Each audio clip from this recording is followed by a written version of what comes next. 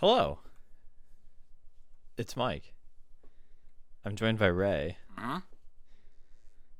And it's been a minute, but we are here. We're back. We are not missing in action. We have returned from we have a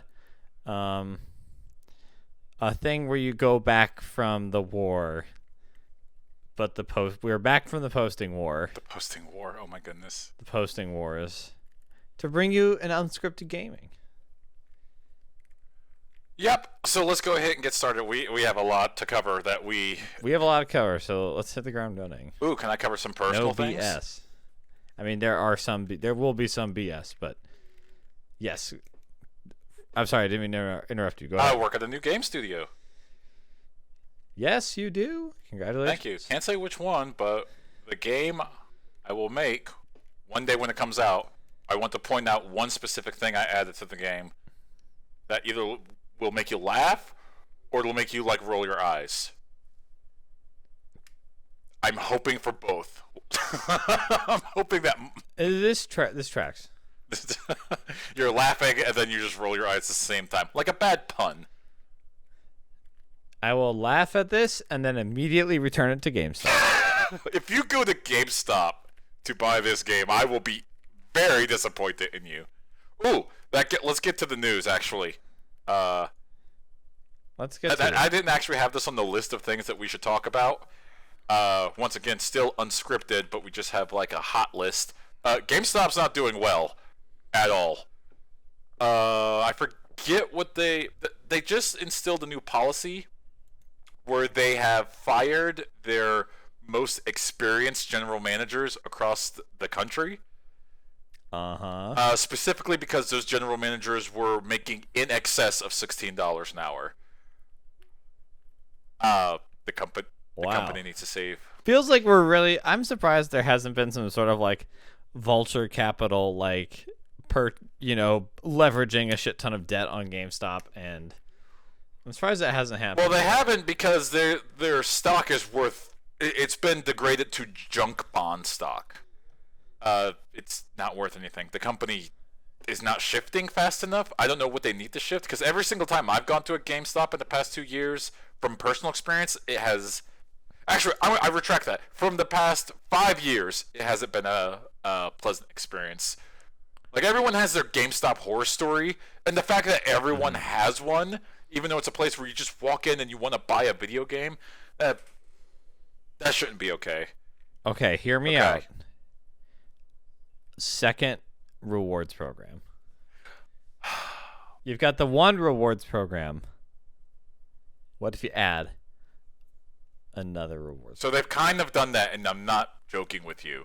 What they've done is they've increased the cost of their current rewards program from $14.99 to $19.99, and it doesn't come with the benefit of the 10% off of used games anymore. Oh no! So you're just paying more for less. Did you do... No. Oh no! Oh no! What? Oh no! Oh boy! Oh, GameStop. Good luck with that. I heard they're making some of them like cafes now. I heard like last year, I want to say 2019, some point they wanted to change GameStop's model to they want to, like esport cafes. Fast casual. Yeah, you walk in, you play some tournament matches, and then you move on. It's like a place where you stop to play games as opposed to just stop to buy games. I can respect that if they can pull that off. I would like to go to the GameStop and buy some tendies for like $15 and No, hear me out. Play The Witcher 3 on Switch. If I could stop at a GameStop and they're having like a Smash Brothers tournament, and we go there, play some Smash Brothers, and on the side I pick up a game that I've been looking forward to, I think that's great. I don't know about you, but that sounds awesome. Yeah, okay. I get it. Now, check this out also. Imagine an Overwatch tournament. They like have like a miniature little Overwatch tournaments, just local players only. And then, at the end of it, you're like, cool, you want to buy these Funko Pops based on Overwatch? And you're like, yeah, I'll buy my favorite character. And you're like, no. Or you can pay twice as much to drop it into this, or you can either buy the Funko Pop or pay for 2 Funko Pops, and we'll let you microwave one of them in the staff microwave. I'm just saying, there's a Please. method for Please aggressive capitalism there if they want there to be. I don't know if they'll be able to flex in time, because anytime I do pre-orders for games now, I admit I just do it through Amazon. Yeah. See, the solution to this is only play games that are already out. Yes. And then pre-order the expansions. I did pre-order Like the some special people might edition do. of Final Fantasy VII Deluxe Edition. Here's the reason why. Oh, no. No, hear me out. Hear me out. I have a good reason. It comes with a full soundtrack on CD. Okay. That's pretty cool. I love bad. the music of Final Fantasy games. This is known. All right. Okay. That's pretty solid. Me pre-ordering aside. Hey, Mike, you want to talk about Stadia?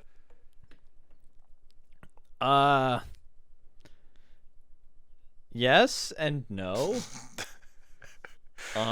Stadia happened. It happened. And now let me see here. Speaking of aggressive capitalism. Let me just do a quick Google search here just to get a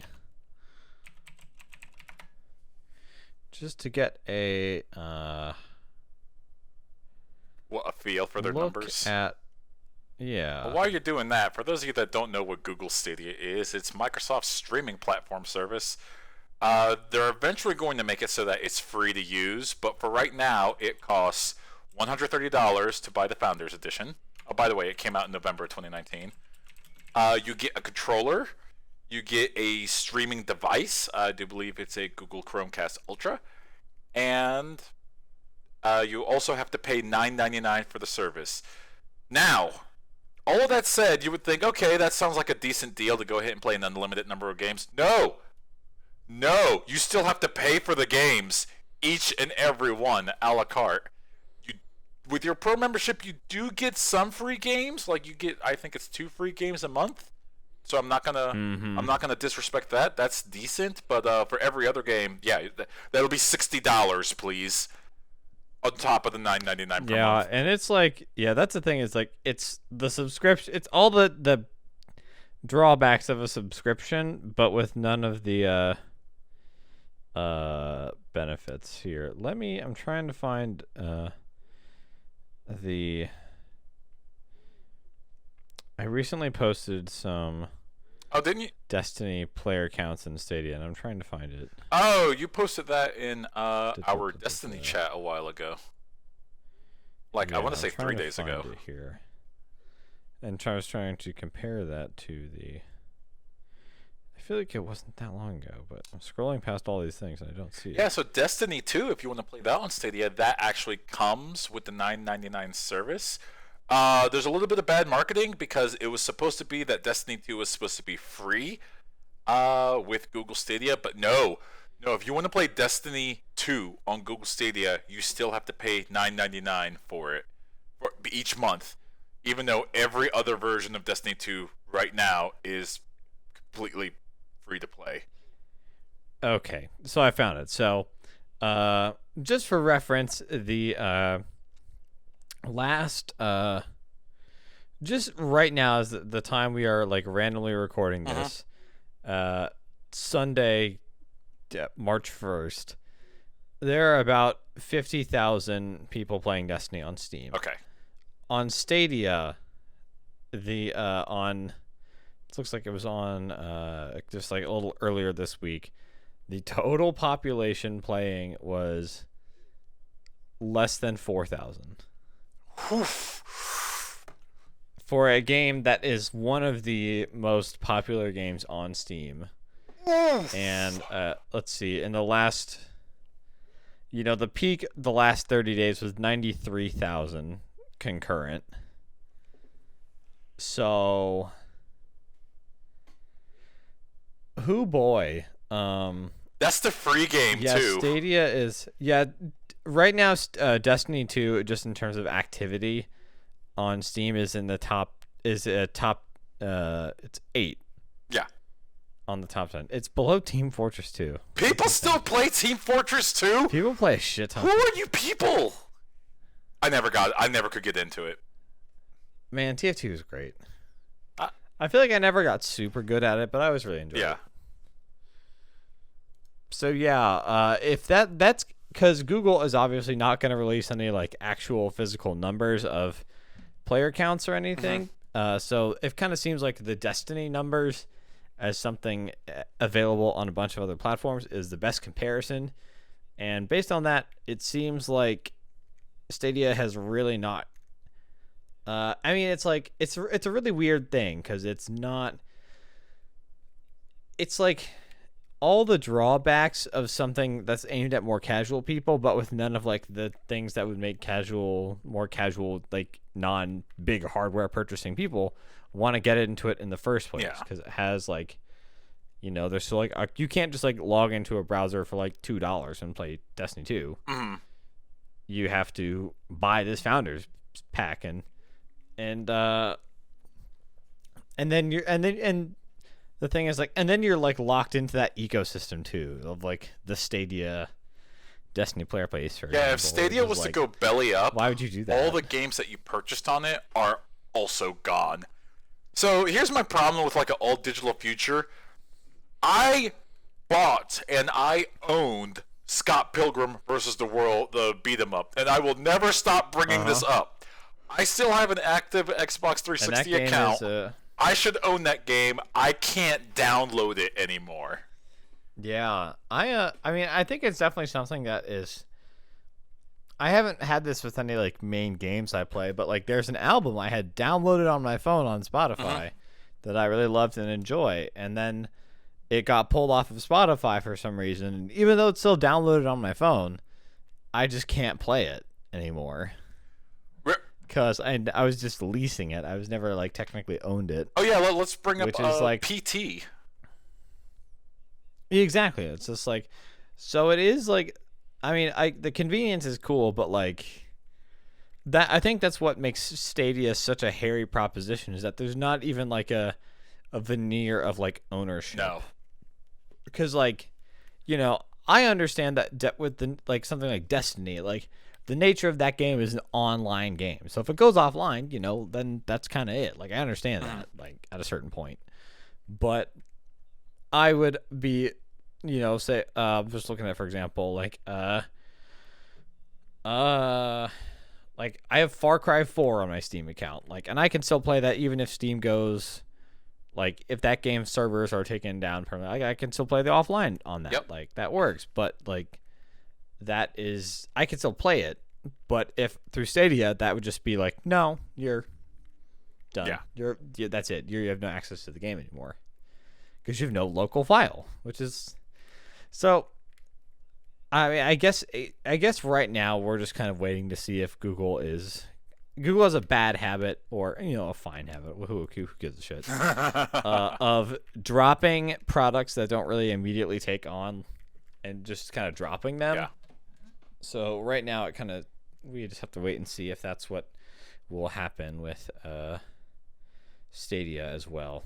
Who knows? I would say I want it to do well, just because new tech in the gaming space is always cool to see. Oh yeah. But and I think I have no reason to get Stadia, personally speaking. Yeah, I mean that's the thing is like there's no reason for people like us to get Stadia. Yeah. There's no reason for any like a more casual person Who's it for? Playing games to get it either. Exactly. Like, who is it for?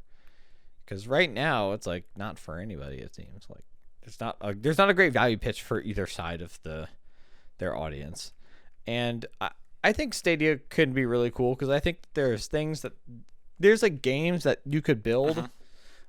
Hypothetically, that I think could only work on Stadia with just like how it's like networking and stuff works.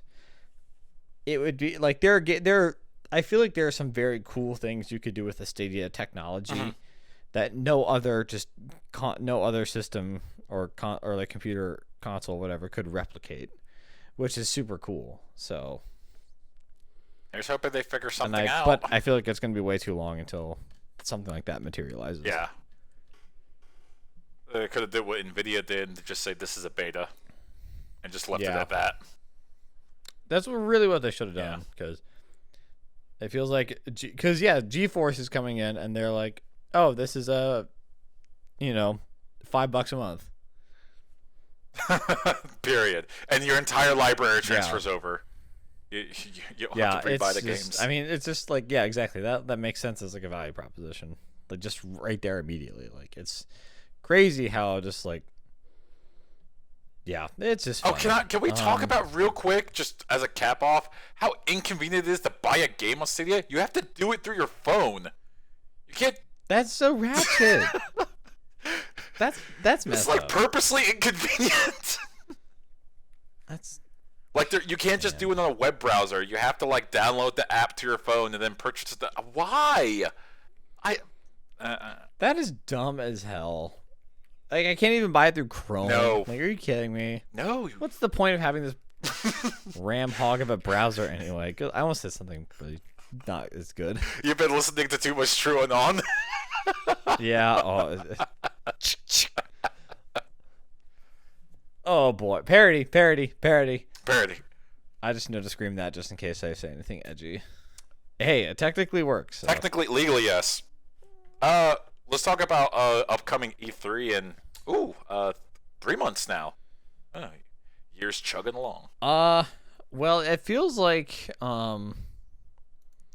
particularly what happened with GDC sadly this weekend because of the coronavirus. The coronavirus. They had to cancel. I think it was a good call. They have canceled that conference. It's kind of remains to be seen if coronavirus will still be kind of running its course in America here, because this feels like them. It feels like people are kind of going. Gersman said it really well on the Bobcast that like people are kind of going to E3 out of just kind of muscle memory and habit at this point. And if like E3 cancels because of something like this out of their control, and people kind of make do, I think a lot of people will learn that's like, oh wait, maybe we don't actually need to do this. Oh, you think this will be the final nail in the coffin that like does it in?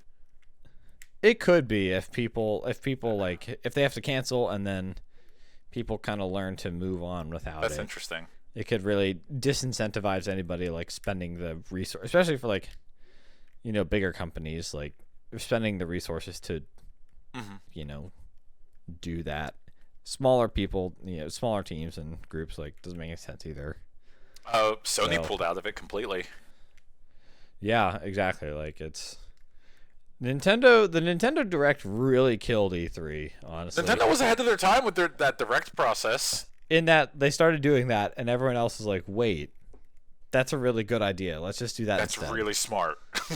And it seems to have worked pretty well. I mean, I'm sure it'll like continue as like they're trying to open it up to the public and do some cool stuff there. I do think it would be cool if they were better about letting people like had more process for letting people play more unreleased games, because I feel like generally gamers have a better idea of something that is like, hey, this is a beta. Mm-hmm. At least these days, I think. No, I've been to many a different gaming convention, and I've played many a different like test build, and the general public actually just wants to play a finished build and judge it. They do not care if they're playing a test build; they will be just as harsh. Yeah, because I think that would be the problem. Because people would like play a test build of something, and be like, "Hey, the graphics in that sucked." Yeah, and that's all people would hear about it. So that's like, well, why did we even come to E3 just to get our test build dunked on? And now people think that's our final game. Nintendo does a really awesome booths at E3.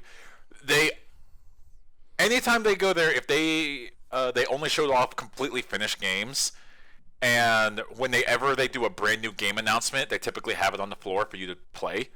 But like they said, oh yeah, Fortnite is on the Switch. By the way, you can play Fortnite on the Switch right now on our showroom floor. Go ahead and try it out. Look under your chair. Oh yeah, and you could download it like right after their announcement. That was I'll admit that was actually really cool. Open your eyes. You're inside the battle bus. I'm not a Fortnite fan, but I do respect that they were able to do something like that. Yeah, that's pretty cool. But yeah, with more and more companies pulling out of it, the viability of it as a giant marquee event is becoming less. Yeah. That's the thing, is it's kind of just like, it feels like a lot of people are kind of doing it out of like habit at this point. And going a year without it, I think, would be that something that would be like a post E3 world before E3 truly went away, and then everyone would be like, hey, this is actually fine. Oh, bye E3. bye. Oh, and last year when they accidentally doxed every industry professional. Oh god, I never forget about that. They want you to forget. Very Mike. Cool. Very cool. They just kept it on an Excel sheet on their website. And the password was just like password or something too. It was just like, come on. What are you? Oh yeah, Jeff Keeling is not going to E3 to host his little event that he always does there. I know. All they need next is for Nintendo to finally say, you know what, we're not even going to have a presence, and that's it. No, the E3 doesn't matter anymore. I think Nintendo's the last bulwark keeping people like going there. Nintendo and Microsoft. Yeah. Agreed. Moving on next. So speaking of coronavirus, there are rumors going around that the coronavirus of the countries that it's affecting might actually impact consoles being released later this year, to the point where maybe they just won't. This is kind of one of those, like, it is kind of interesting, I guess, as far as like how many like how big of a story this is, like with just how much like this is cracking into like different kind of elements that we talk about, like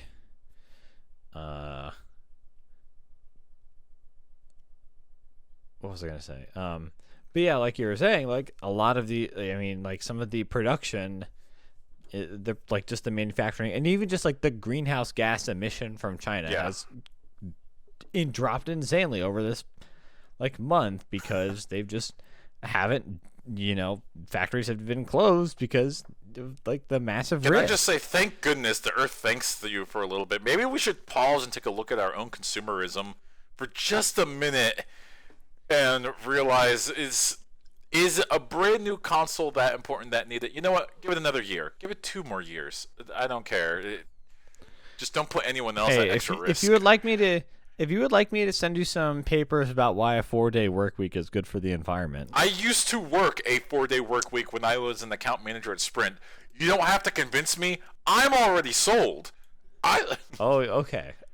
It was 10-hour days, but I will take those. I will admit, on the 3rd day, you're actually kind of like really bored, because you're like, what do I do with myself? It's just all this extra time. But no, I'm with it. I'm 100% with it. Yeah, but yeah, you're right in that. This is definitely going to make It's going to definitely be like, especially going into a console release year, it is like parts supply and availability is going to I think pretty drastically going to be impacted. Like, and I wouldn't be surprised, honestly, if we see I guess depending on how long things go, I don't know if it's like beginning to subside in China or what things look like, but I wonder if we would like see a delay of release just because of like production. Some countries have different procedures of dealing with it. The USA, I think there's like a couple cases in the USA. 4? Yes. There was one that was like airlifted to California, and there's a news story floating around where the people that actually like took the patient off the plane to get them into like an intensive care ward, they weren't wearing PPE. They weren't wearing their protective gear. It's like, why'd you even bother? Why did you do any of this? Might as well just ask them to spit in your mouth. Disgusting. Also, you gotta wear your PPE. That's not OSHA. Personal protective equipment, folks. If your job requires it, you need Matter it. of fact, if you're in an area, any area, where there has been one reported case of the coronavirus, you are well within your right to wear gloves and face masks everywhere you go. That's perfectly fine. I think masks will only keep you from spreading it. It will not keep you from getting it. Yeah, because it could get into like your eyes. I am not orifices. a medical. I'm not a. We are parody. We are not a medical authoritative podcast. Do not take this as hardcore consultation or advice of best practices. Thank you. So I wanted to bring up North Korea. Unscripted legals got it. I want to bring up North Korea as like draconian best practice. North Korea had one reported case and they killed the person. They're like, no, we don't even have a way of dealing with this. That's dark in the funniest way possible. Yeah, that's pretty fucked Like North Korea is bad for a phone book of reasons, but seeing that that's how they deal with the virus, you're like, if I was playing a video game, that's how I would deal with it. But Jesus Christ, calm the F down. That's like some Crusader thing. Exactly. That's exactly what I was thinking of. Like, oh boy. Do you have the plague? You just became fodder for my trebuchets. What's about to happen? Oh no. Goodness, but it's true. Yes. That's a good segue, Mike. Speaking of Crusader Kings and trebuchets, Blizzard did a thing 3 weeks ago, I think. They released Warcraft 3 Reforged. It's a shame Josh isn't here right now. He's taking care of some family things, as he's wont to do. And we do miss him. But I know Josh loved playing Warcraft 3 constantly. I think, like, large pieces of his college free time was dedicated to killing orcs in Warcraft 3. But, they released a remastered version of it. They call it Reforged, and it is not remastered. Oh, cool. The models are better. Oh. The character models are better. Everything else that they promised about it, like brand new cutscenes, no. Oh. Well, I mean, at least if I like make a custom map and I can retain all the rights to it, Here's right? the fun fact. I need you to sit down, have a drink. So I'm, you know what? If I could be Captain Bring Down, I get where Blizzard is coming from with this. They don't want to get Dota again. Yeah, well, when you have the most popular MOBA in the world come out of a mod of your game and you don't see one thin red cent from that, I get how they're like, we never want that to ever happen Who again. cares? Big mad. They're big mad. Yeah. Oh, yeah. And not just like the most popular MOBA, like MOBAs in general as a genre. Yeah. A whole game genre created off of this beautiful mod that someone made in that game. I mean, I know you can't like copyright a genre of game, but it'd be like someone and like, hey, I made a movie where they like karate chop each other. There are explosions. I make kung fu movies. And then that person not making any money or getting any credit for it at all. Forever. So I guess I respect the hustle, but it is like, it's a dick move. Come on, man. It's a dick move to take away like custom maps and whatnot from people. Also, you can't use copyrighted material in custom maps anymore, and that just keeps people from wanting to make custom maps. I'll be honest. I know. Well, now I can't make Warcraft 3 map cell games I was just about to make the Dragon Ball Z reference / actual final. I .exe. know for the people listening that we're just kind of taking the piss, but I will admit in the Battle.net days, I played a ton of custom maps on StarCraft because that's how you're like, you've played everything else, you might as well try some of the BS that people have made in their free time, and some of them are fun. They're fun, they're entertaining, they have stupid music in the background. Yeah. It's fine, it's whatever. You know, I grew up like listening to going on weird like Counter-Strike surf servers and listening to people blasting like, weird base hunter stuff, and I'm like, I think I need an adult. Same thing, yeah. Custom CT matches, CT source matches, and whatnot. That stuff just extends the longevity of the game, is what it does. Yeah. And taking that away from the players, or taking away the copyrighted material they can use in that. I get it. I kind of get it. Oh, that's another thing. If you had the original copy of Warcraft 3, Warcraft Reforged overwrites it. And that's bad.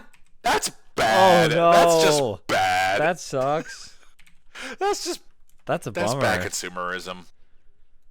They were for I think it was 1 to 2 weeks. They were not offering refunds to anyone that requested a refund for this game, but the backlash was so intense, and by backlash I mean Warcraft 3 Reforged is now the second, if not the first, lowest user rated score on Metacritic right now at a comfortable 0.5. I thought you were gonna say like a 4.8 or something, not like 2. That's rude. It's a fraction. Your score is a fraction.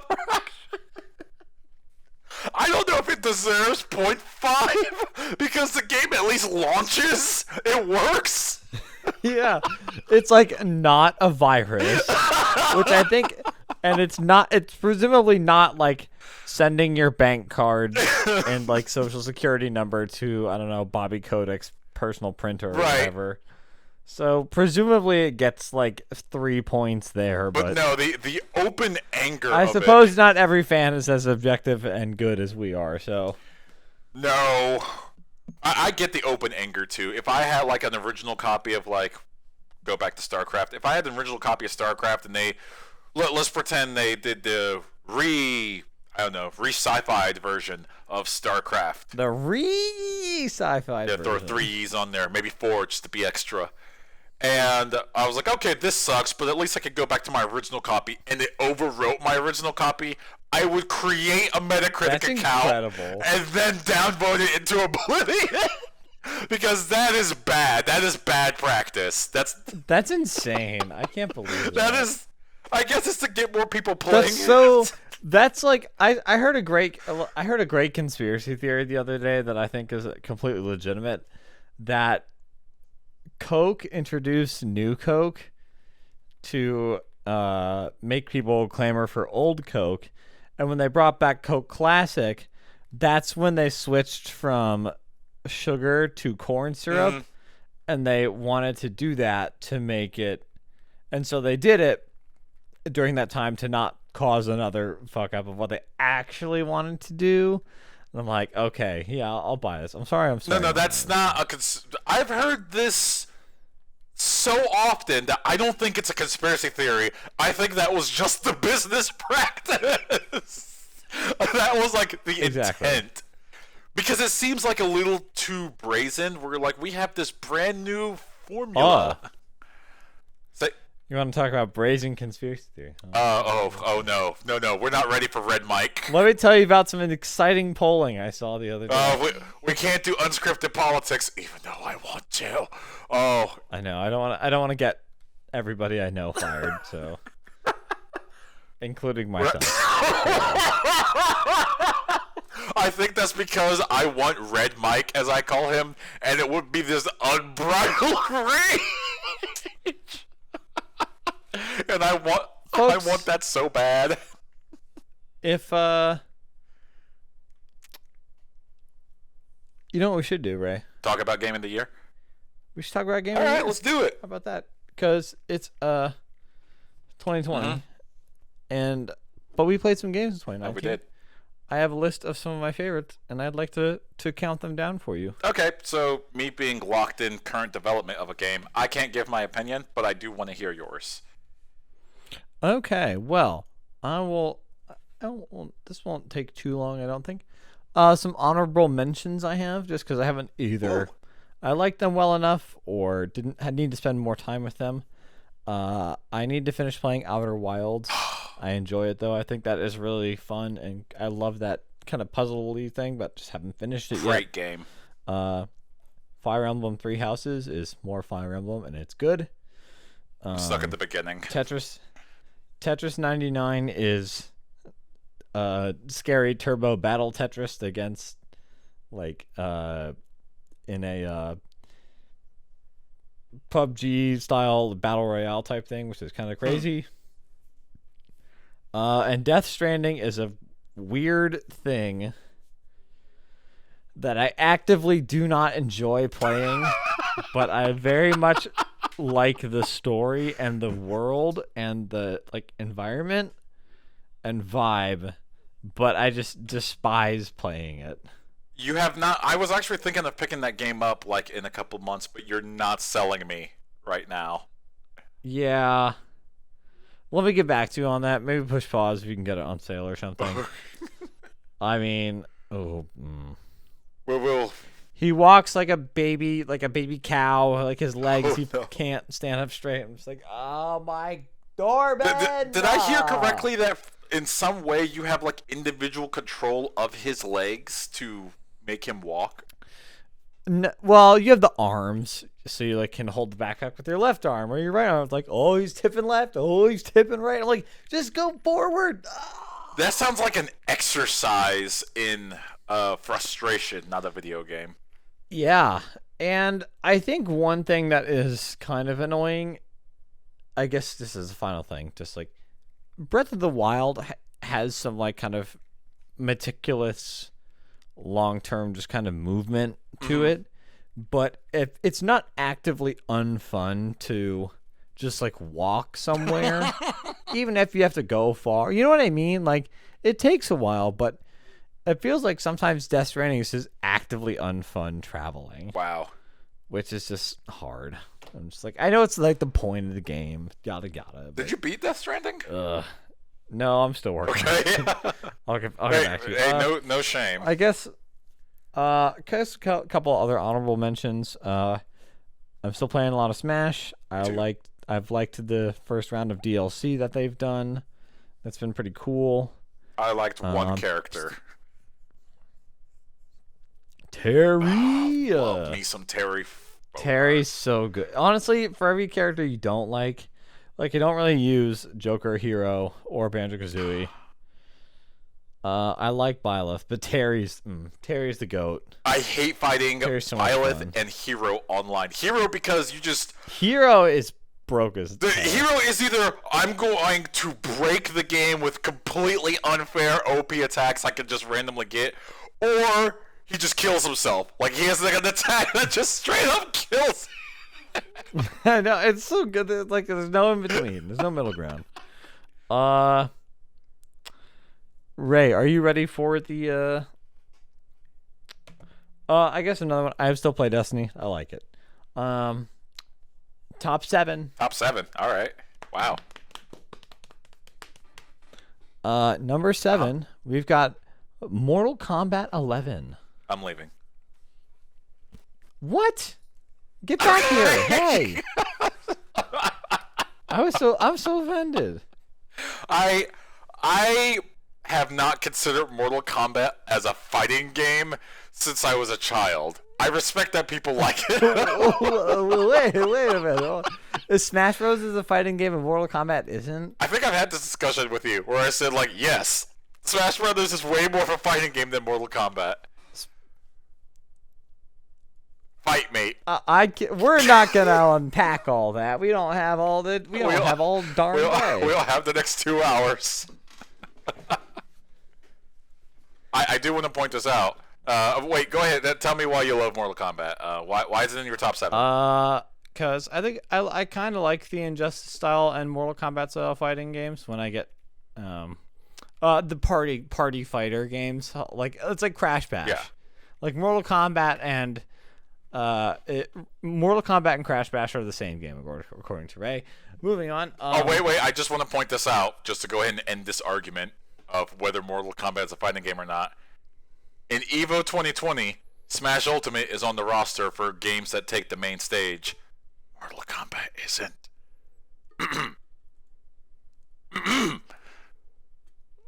I heard you the first time. You don't have to stop it. You don't have to do that. But I really enjoyed the story mode in that game. Okay. And I can respect that. I think some of those fatalities are real good. And I like it. I think I like it more than Injustice. And I thought that story was legitimately very good. I think it's one of my favorite campaigns of the year. It's got some great character moments. It's so good. Okay. Number 6, we've got Apex Legends. I haven't played a lot of it lately, but I feel like that I liked PUBG, but kind of bounced off of it. I wanted something with just a little bit more speed, and I think combining the kind of basics of the Titanfall gunplay and movement, adding a little bit more character specific flavor, and kind of all the special treatment that Apex does. It feels like it was the first kind of second wave battle royale to really have a lot of good polish. And I really enjoyed my time I spent with it. I recently went through and patched it just to make sure it's up to date with this season, so I might dip into it more and check it out. Can I bounce off of that with you? Yes. So I loved PUBG, but I also was judgmental of its jank. I have Yes. over the course of the 4 years I played it, I have 167 hours in PUBG. I played Apex Legends, and within 3 months, I have 206 hours in Apex Legends. I love that game. Apex is real good. Yeah, so I patched it again, so we should play we should play some more. There's probably a lot of new character meta that I'm not familiar with, but yes. Number 5 is DMC 5, Devil May Cry 5. Oh yeah, that did come out in 2019. Oh, yeah. It did. It's just I think the story's okay. But it's just it had been a long time since I'd played a Devil May Cry style game, and just scratched that itch for me. Dante is the stupid dummy that he is. Virgil is the bad boy stupid dummy. Nero is the angry stupid guy. There's a new goth dude who attacks with a crow or whatever. I just think it's fun. It's just a real good classic Devil May Cry style, nasty combos and that cool boss fight and stuff. Really liked it. All right. Number 4, the Untitled Goose Game. Why that's not at the top of your list is beyond me. Okay, yeah, Sarah said the same thing. Sarah. Oh, by the way, Sarah's game of the year is it is no longer Mario Odyssey. It is Untitled. You tell Sarah I said she's right and you're wrong. Okay. I will let her know. Okay, that's fine. We don't have to pile on the mic here. It's okay. But yeah, it's great to honk at people and just to cause chaos. I like how there are no redeeming qualities of the goose. It's oh, maybe the villagers are evil. No, they're nice people. Goose just wants to mess some stuff up. They're just going about their Sunday. And it's yeah, hey, I took this guy's radio and dropped it in the well. Hell yeah. It's so fun. I think I will be bad on purpose. I will cause problems on purpose. And I think my favorite thing about the Goose Game, story spoiler, but I had kind of forgotten about the pile of golden bells at the beginning. Yeah. What is that? No, I don't know what that means. And then you rampage your way through the village, and then the final objective is destroy the tower to find or to acquire the beautiful miniature golden bell. And then you take it all the way home to your pile, and you have hundreds of them, and it's so sweet. I love the story implications of this has happened every Sunday for how many Sundays?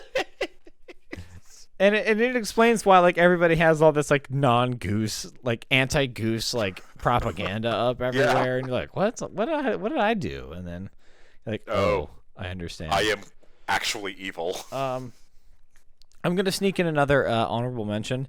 Baba Is You. Oh, I need to play some more of it. It is a nefarious puzzle game where you go in between feeling like the biggest brain genius of all time and the biggest brain dummy of all time, and there's no in between. And it's very fun. I actually haven't played that game, but I remember you mentioning it I want to say 7-8 months ago. Yeah, it's very cool. Number 3 is a game called Slay the Spire. It is a roguelike deck building game. And it's kind of been my one more turn, one more run kind of game of the year. And it's just really cool to like kind of build synergies and get more cards and kind of build more plans and stuff. They added a new character recently that's really cool. Oh, Felix is being so cute. Look at him. He's a good boy. He's a very good dog. He's such a good boy. Okay, I'm sorry. I'll stop you. So Slade Spire, number 3, very good. I think it's on Switch now too, and it would be a delightful Switch game. Number 2 is Control. Oh. I am a sucker for like Twin Peaks, X-Files type stuff.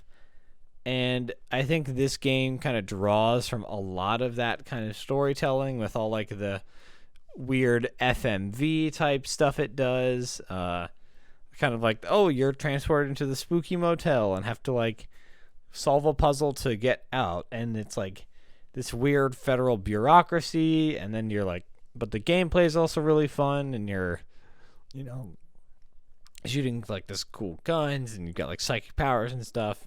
But it has this kind of like weird ethereal like environment, and that's like brutalist, but also weirdly alien. It's a very the cool pistol game. Has a really cool name. Isn't the pistol Mjolnir or something like that?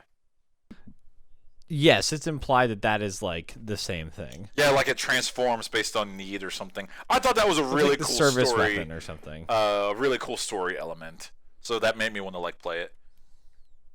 Yeah, it's very cool. And all right, what's your number one? My game of the year. It is going to. Drumroll, please. Sekiro: Shadows Die Twice. Need to download that. And it is my game of the year because I'm a big fan of those Dark Souls games. I really like Bloodborne. Mm-hmm. And I was, kind of on board for Sekiro regardless. I think the setting is very cool. I think it's honestly it's a little bit more kind of less ethereal and mysterious than Dark Souls and Bloodborne, but I think the straightforward narrative it is telling is very good. And I mean, kind of like the mythical Japanese like samurai era setting is very cool. The boss and enemy designs are super fun. Need to play it. And I think this I feel like this game more than any of the other Souls games kind of gives you the immediate feedback of, okay, you have to learn the boss to beat the boss. Like and there have been some like I think some of my favorite boss fights like in games aren't ones against like titanic enemies, but are ones that like move like you and fight like you. And there's a boss like its name is like Genichiro. It's kind of like a midway boss fight, and when you have to like it's like the first main like hard skill check in the game where you can't beat him if you're playing it like Dark Souls. Oh. You have to get in, like, because your instinct in Dark Souls says to, like, roll away. Yeah. But in Sekiro, you dodge into people's attacks to, like, pin the sword down and, like, build up, like, their, kind of attack their, like, stamina meter and stuff. And that's very Bloodborne-like, where Bloodborne's like, you thought you could use the shield, and the shield is the worst thing in the game.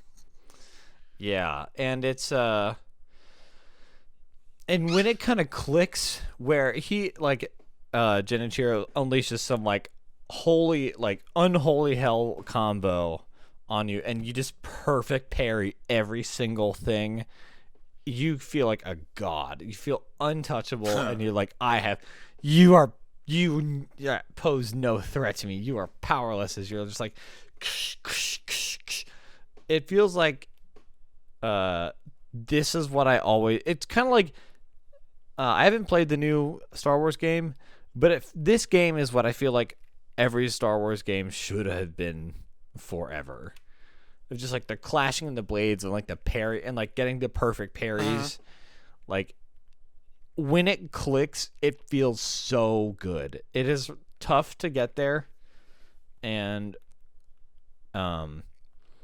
it can be really frustrating sometimes, especially against some of the enemies that feel more like Dark Souls. It kind of feels like they're almost in the wrong game in some ways. But like some of those fights are just so fun. Like when it clicks and you finally master the moves and you're like, I am untouchable. It's super cool. And I think that's why it is my game of the year for 2019. Okay, I can respect that. Hey, Mike, I can remind you. You're on top of the rooftop and you look up and you're like, what is that?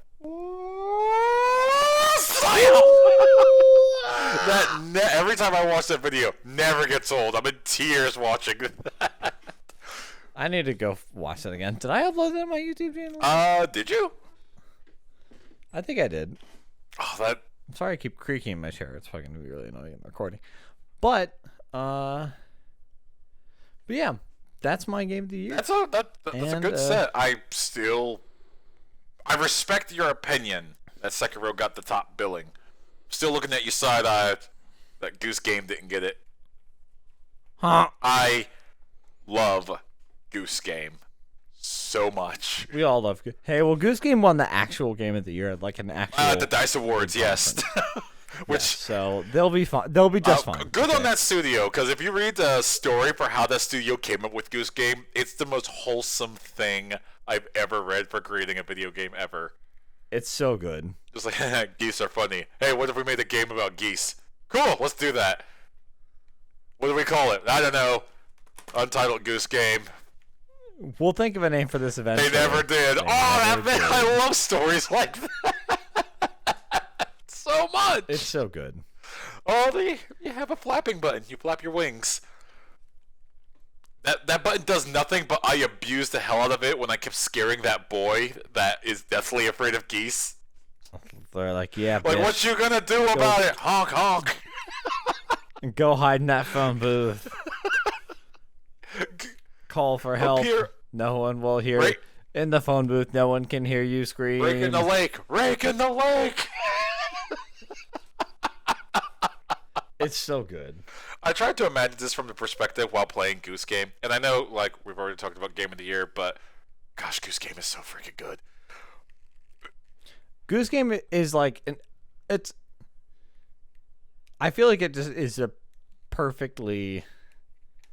It's a very well put together game. Like I feel like you can brush it off as being like an indie or like twee or whatever, but it's very well like crafted. Yeah. Like it has mechanics that it has like a little narrative. Like it's so good. It doesn't have like a complete lost state, but it has a frustration state. So yeah, it's a really solid game that anyone can play and have like a hilarious time with. Oh yeah, and I think it's it's super good. And no one dies in the game. That's like the most wholesome thing about it. The only thing that dies is everyone's sense of having peace. That dies in the fire. No gods, no kings. Only Goose. The Twitter timeline for people that says, I have taken everything that's takeable in Goose Game and put it into the pit. Yes. It's so good. Also, if you follow the Untitled Goose Game's official Twitter and their official Facebook, oh man, they are super socialist liberal. Like, was not prepared, but super. Yeah, it's dope. Okay, my dog is licking me on the nose. I think that's indicating that we are good for podcast. I think I agree. Well, hey, thanks for checking us out. You know, again, you can find us on our Unscripted Facebook, and we are Unscripted Gaming on most podcast platforms where you can find us. We will try to be a little bit more regular about, if not Unscripted Gaming, then more content in general. So go listen to the Rise of Skywalker. Creed got robbed. It's a good one. Oh God, it is. It's a great one. might get his peak, I would say. And the part 2 is just like I went back and listened to it a little bit I did ago, too. In and part it's 2, we very clearly funny. were in like do not give a damn mode. I'm just like, why did they make it bad instead of good? And it's like, oh, I forgot it was that easy to make things, Mike. Good job. It was that easy. Though I'm being vindicated by additional releases or an additional info from the novelization of the movie that's like, oh, by the way, that was a clone Palpatine. And I'm like, 1, okay, great. 2, who care? Yeah. Why didn't you say that in the movie? Who care? This actually like shot in the foot. I have a friend that actually likes Rise of Skywalker. I only know one person that actually likes this movie. And this shot his theory in the foot of why the Palpatine storyline was good. He's like, oh, if it was a clone, his theory was that Palpatine was a ghost that absorbed into another body. Nope, clone. It's like, oh, how? Because that starts asking more questions. Like Slimer. Rise of Skywalker side. Well, before this turns into Rise of Skywalker Part 3, we should probably end this podcast. So thanks for checking out Unscripted Gaming. My name is Mike. My name is Ray. And we'll see you next time, folks. Peace.